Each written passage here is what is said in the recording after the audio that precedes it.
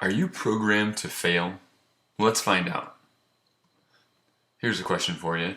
Why do people born into similar social status and struggle, why does one person ride the bumpy road of life, up to this better spot, looks like he's fairly successful, he's happy, got a little daughter there. Why does one person end up like that while somebody else born in a similar social status, why do they ride the bumpy road of life and they end up, on the street here with a little sign that says it's the economy?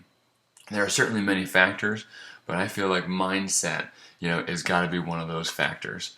Let's hear from legendary coach Lou Holtz and find out what he has to say about this. Born with a silver spoon in my mouth, I know. I was born in Fallsville, West Virginia. And I went by where I was born last night, about 10:30. I was born in a cellar at home, delivered by Dr. McGraw.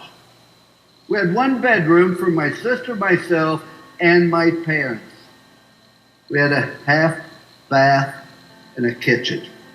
7.5 years we lived in that place. There was no welfare. There was no food stamps. There was no safety net. But I always had plenty to eat. Because every time I asked for seconds, my dad would say, no, you had plenty. But the reason I was born with a silver spoon, my dad had only gone to the 3rd grade. That's all the education he had.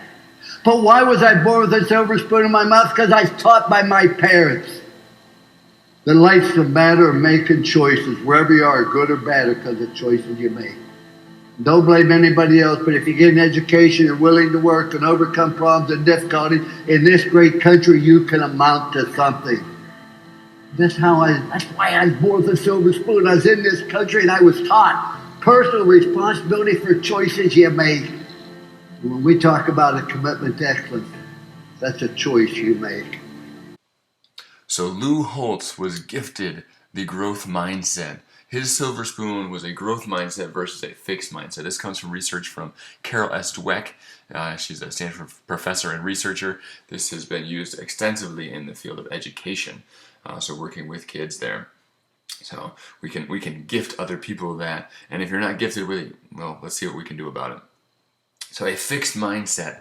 When it comes to challenges, obstacles, effort, and criticism, and success of others, has a different reaction than a growth mindset. A fixed mindset avoids challenges. They give up easily when they face an obstacle.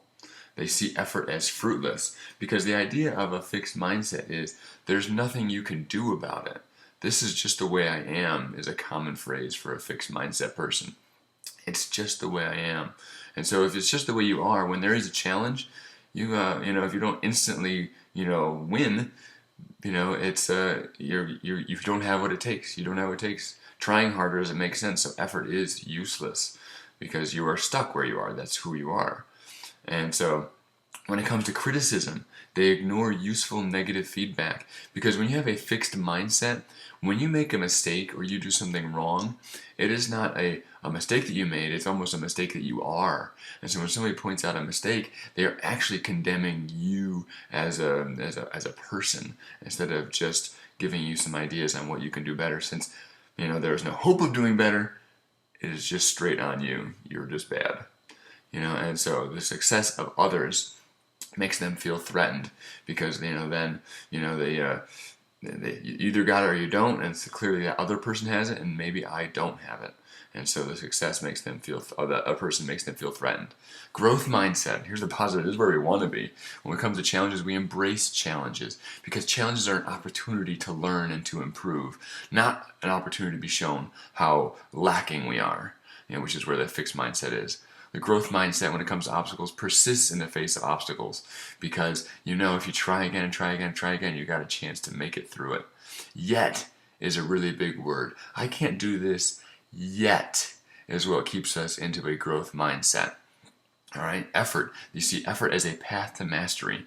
Without effort, people in growth mindset realize they're not going to make the progress that they want to make. When it comes to criticism, they learn from criticism. Instead of ignoring that negative feedback, they learn from it and make themselves better because they realize that, because they did something wrong doesn't mean that they are wrong. It's just an opportunity for them to do something better next time and they get to grow. the success of others, they get inspired by the success of others, and they find lessons in their success that can help them to make more progress.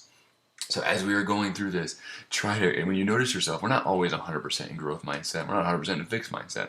When you notice yourself in a fixed mindset moment, get yourself out of there as quickly as possible. Simply remembering this stuff can be really helpful. Little testimonials of somebody who has achieved something, and gone from a place of maybe fixed mindset into growth, being stuck to being, to getting everything they wanted in life.